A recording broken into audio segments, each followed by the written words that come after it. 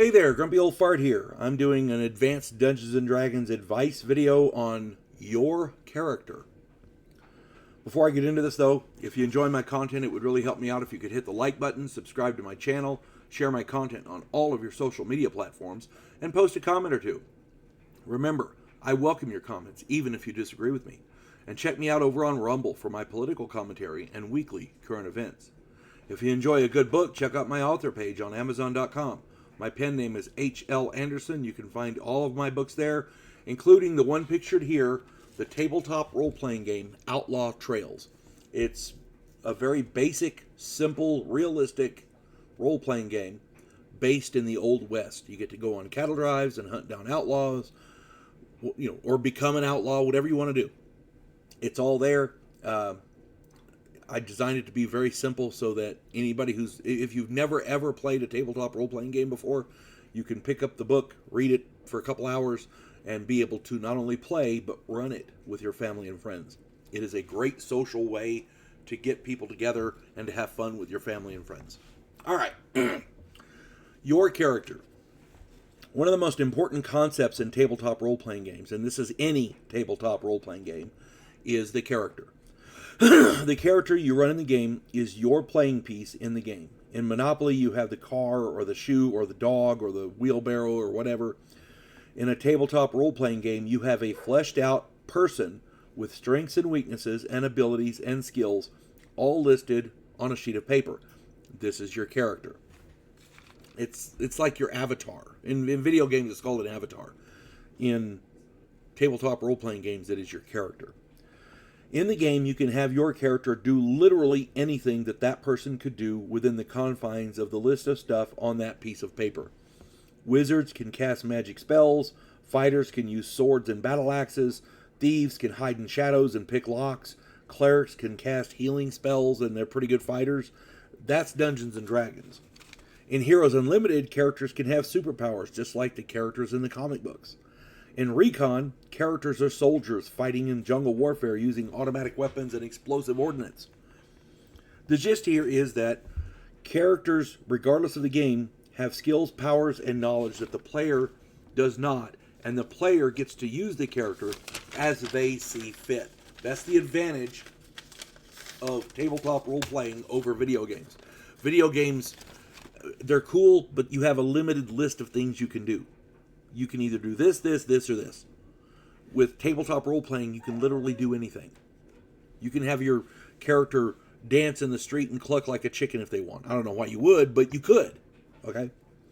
Here's the rub. In order to use that character effectively, you need to know that character. That's where character creation comes into it. Players should create their own characters. That way, the player knows everything there is to know about that character. That player will have a complete rundown of everything that character can do and cannot do, and will be as effective as can be. The game master can help, but it has to be the player who creates the character. Period. One of the criticisms of advanced Dungeons & Dragons is that character creation requires multiple books. The Player's Handbook, the Unearthed Arcana, the Dungeon Master's Guide, possibly the Wilderness and Dungeoneer Survival Guides, Legends and Lore, and maybe others. Yes, this makes character creation a bit more involved than later versions of the game. However, all of that work serves a purpose. Looking up stuff in a half a dozen books makes newer players a lot more familiar with the game. They have to research to make their character and will gather tons of collateral information and tertiary knowledge along the way. This knowledge will be invaluable in gameplay.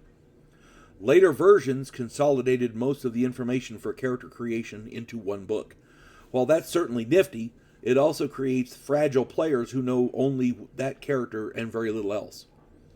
One of the newer practices in tabletop role-playing games, at least it's new to me, is when the Dungeon Master has pre-generated characters.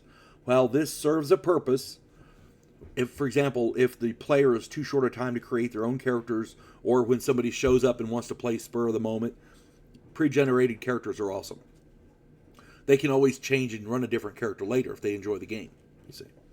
Or when a campaign calls for a specific type of character. The game master has a specific campaign in mind, and this person has, they need this, and this to play in this game.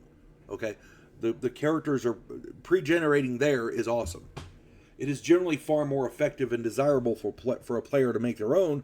However, there are certain instances. For example, one of my friends is running a new game and has created pre-generated characters for all of the players, but because she knows what her campaign will need. This is a perfect example of what I'm talking about. She has a specific campaign in mind, and she knows she'll need specific characters in it. Amen. See, now that is a good use of pre-generated characters. Okay. Spur of the moment play when a player shows up and wants to get in, but does you don't really want to take the time to create a character. Yeah, that's good. That pre-generated characters are awesome. And again, like my friend here, when she has a specific campaign she wants to run, she's pre-generated all these characters. She's given us a week or two to get familiar with the characters. Amen. That's fine. That is absolutely wonderful. That's what that's for. Amen. Later editions of Dungeons and Dragons make character creation too simple. Players don't need to work, and they miss out on genuine research. In my opinion, today's 5e players, 5e Dungeons and Dragons caters to less resourceful players. First edition Advanced Dungeons and Dragons is far superior because the most innocuous task is a teachable moment. And yes, you can use pre-generated characters, as I suggested, in first edition. It just takes a little bit more time to create, and you'll need to explain them to the player. Regardless of which version or edition you play, do the research. Don't let other people create your character for you if you can help it, and for God's sake, don't let a computer do it. That's the worst. The last time I created a character for 5th edition, there were a bunch of other players using D&D Beyond. I had my character ready in 20 or 30 minutes and had to wait 3 hours for everyone else to be ready to play. In my opinion, D&D Beyond is total horseshit, but that's my opinion. Okay.